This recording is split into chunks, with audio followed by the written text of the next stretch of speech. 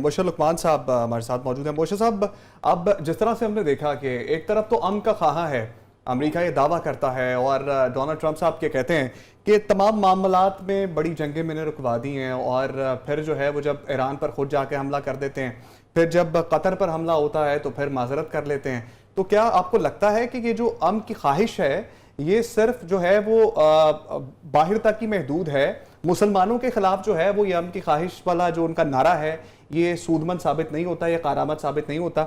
यहाँ पर वो दो तरफ जो है डिवाइड क्यों हो जाते हैं? यार बात यह है कि आप दूसरे से क्या शिकायत कर रहे हैं जब अपने आप को शिकवे का मौका हर वक्त दे रहे हैं।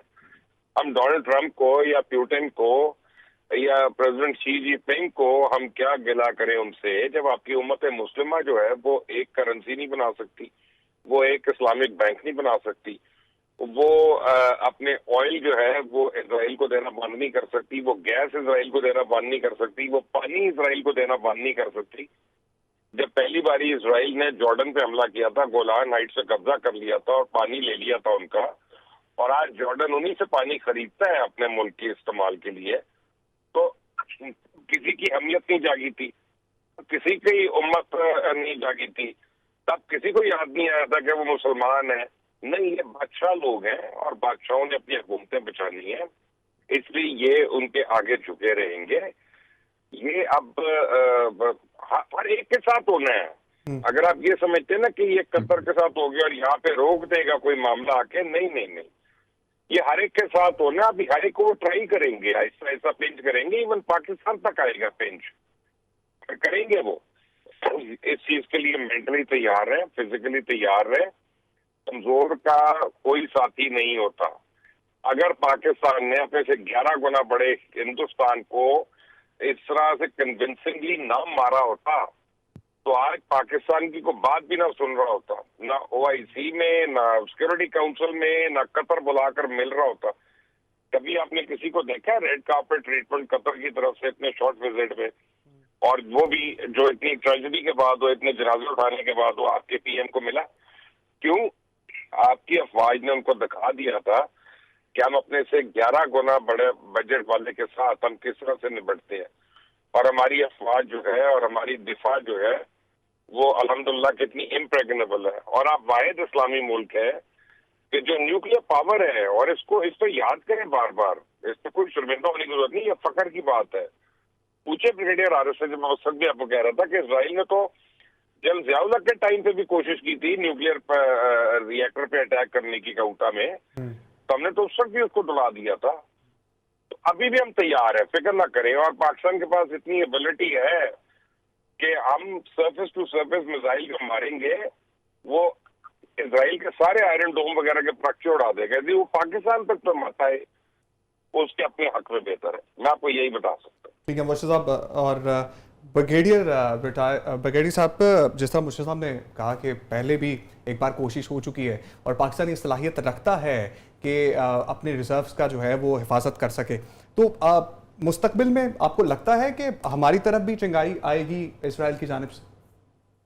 देखें, बिल्कुल 2-3 दफ़ा हो चुका है और पाकिस्तान ने बता भी दिया कि how we were well defending, और हमने किस तरीके से अपने स्प्रेड आउट किए हैं स्ट्रेटेजिक एसेट्स को, और कमांड एंड कंट्रोल हमारा कितना मॉडर्न तरीका है।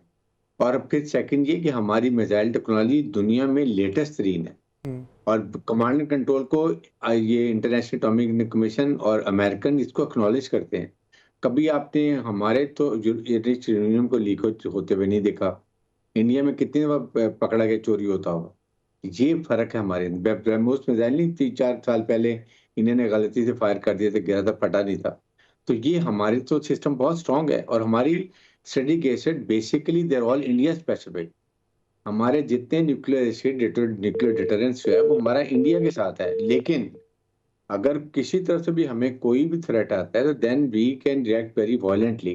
पाकिस्तान की सलामती बका के लिए हमारी मुसल्लह फौज ऑलवेज रेडी, और इस पर कोई कॉम्प्रोमाइज नहीं। बात कर रहे हैं सैलाब की तबाहकारियों की, तो पंजाब में हालिया सैलाब से 4.3% ज़रई रकबा मुतासर हुआ है, जबकि 13 लाख एकड़ ज़मीन ज़ेर आब आ गई है, और पंजाब में सैलाब के बाइस मुख्तलिफ आज़ाद में अमवात 100 से तजावुज़ कर गई हैं। आज़म चौधरी साहब, अब जनूबी पंजाब की जानिब रवा दवा है, यहाँ से सिंध का रुख करेगा सैलाब, और गुज़श्ता दिनों आप موجود تھے قصور میں غالباً، اور وہاں پر آپ نے دیکھا کس طرح سے کام چل رہا تھا سیلاب کے حوالے سے. مطمئن ہیں جو اقدامات کیے جا رہے ہیں پنجاب گورنمنٹ کی جانب سے اور انتظامیہ کی جانب سے، جو پرائیویٹ ادارے کام کر رہے ہیں، کس طرح سے کام ہو رہا ہے سیلاب کے حوالے سے وہاں پر؟ اچھا عمر، یہ پہلے تو آپ نے جو 4.3% کا ہے نا رقبہ متاثر ہوا ہے، یہ گورنمنٹ کے جو اپنی فگرز ہیں اس کے مطابق تقریباً 23 لاکھ ایکڑ ہمارا جو زرعی رقبہ ہے وہ متاثر ہوا ہے. جو کسان اتحاد ہے وہ کلیم کر رہا ہے کہ 35 لاکھ ایکڑ رقبہ جو ہے وہ سیلاب سے متاثر ہوا ہے. یہ زرعی رقبے کی بات کر رہے ہیں جہاں پہ ہماری کاشتکاری ہوتی ہے. اچھا، یہ بہت بڑا فگر ہے اگر آپ اس پوائنٹ. دوسرا یہ ہے قصور میں جب دریائے ستلج پاکستان میں انٹر ہوتا ہے تو دونوں طرف، ایک طرف فیروزپور ہے انڈیا کا شہر، ایک طرف قصور ہے. اب دریائے ستلج پہلے زگ زیگ کی صورت میں آتا ہے، وہاں سے کبھی فیروزپور میں چلا جاتا ہے، کبھی وہ قصور ڈسٹرکٹ میں آ جاتا ہے. وہاں پہ سیلاب کی جو تباہ کاری ہیں، آپ یقین کریں کہ آپ وہاں کھڑے ہو کے اس کو 10 منٹ نہیں آپ دیکھ سکتے جتنی لوگوں کی بدحالی ہے. کیونکہ پورے جو گھر تھے وہ نظر ہی نہیں آ رہے تھے پانی کے اندر، اور اب ایسا ایسا پانی نیچے آ رہا ہے. اور ان لوگوں کا دار و مدار یا ایگریکلچر پہ تھا یا ان کا جانوروں پہ تھا، جو ڈیری فارمنگ پہ یا فیٹنگ کے اوپر. ان کے جانور بھی بہہ گئے ہیں، ان کی زمینیں بھی تباہ ہو گئی ہیں، اور وہ بالکل اس وقت بے آسرا، بے یار و مددگار وہ سڑکوں کے اوپر بیٹھے ہیں. جہاں پہ کوئی اونچی جگہ وہاں بیٹھے ہیں. نہ وہاں پہ آپ کو کوئی حکومتی مشینری نظر آ رہی ہے، نہ وہاں پہ آپ کو ضلعی انتظامیہ یا پولیس وہاں پہ نظر آتی ہے جو ان کی سپورٹ کرتی ہو. جو لوگ اپنی مدد آپ کے تحت ان کو کوئی یا راشن پہنچاتے تھے، ان لوگوں کو شروع سٹارٹ میں اتنا خوفزدہ کر دیا گیا کہ آپ چیف منسٹر صاحبہ کی تصویر کے بغیر کوئی چیز ان کو نہیں دیں گے. لیکن اب آ کے جو فلائی تنظیمیں ہیں وہ وہاں تک پہنچنا شروع ہوئی ہیں ایسا ایسا.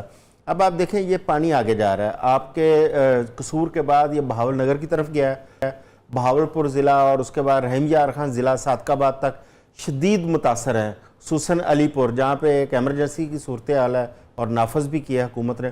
اور جو سب سے بڑا المیہ جو آج چیزیں سامنے آ رہی ہیں سوشل میڈیا کے اوپر، کہ جو وہاں کے جو مقامی کشتیوں والے ہیں جس طریقے سے وہ وہاں کے متاثرین کو ٹریٹ کر رہے ہیں، ان سے لاکھوں روپیہ یا ہزاروں روپیہ صرف نقل مکانی کے لیے ان سے مانگا جا رہا ہے، اور وہاں پہ آپ کو حکومتی ریٹ نظر نہیں آ رہی. آپ کے ریسکیو کے جو اہلکار ہیں وہ صرف ان علاقوں میں آپریٹ کر رہے ہیں جہاں پہ بالکل کناروں کے ساتھ ساتھ جو آبادیاں تھیں. جو تھوڑا سا وہ نشیبی علاقوں میں آبادیاں، وہاں پہ کوئی ریسکیو کے اہلکار نہیں جا رہے. وہاں پہ جو پرائیویٹ فلائی تنظیمیں ہیں ان کے لوگ پہنچ رہے ہیں اور وہ کوشش کر رہے ہیں، لیکن وہ اتنی بڑی تعداد میں وہ لوگ ہیں کہ ان کو وہ فلائی تنظیموں کے بس میں نہیں ہے کہ ان کو ایویکویٹ کر لیا جائے. تو اس میں حکومتی سپورٹ کی ضرورت ہے. ادروائز وہ جو مقامی کشتیوں والے ہیں جنہوں نے ہزاروں روپے یا لاکھوں روپے ان سے ڈیمانڈ کر رکھی ہے، وہ تو بدحال لوگ ہیں، وہ بیچارے تو دے ہی نہیں سکتے.